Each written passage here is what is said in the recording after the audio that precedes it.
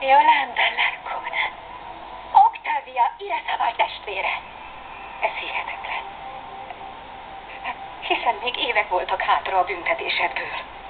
Korábban kiengedtek, kedvesen. De mikor helyeztek szabadlábra?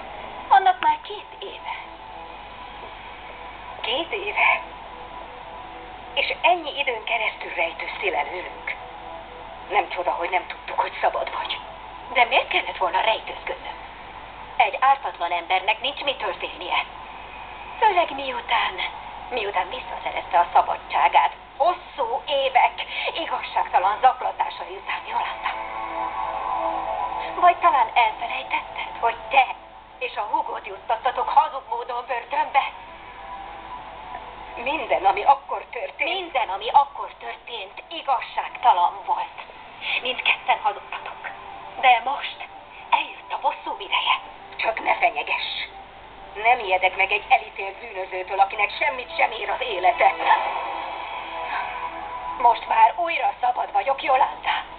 Készen arra, hogy tönkre tegyelek téged, a húgodat és az összes Irasabalt.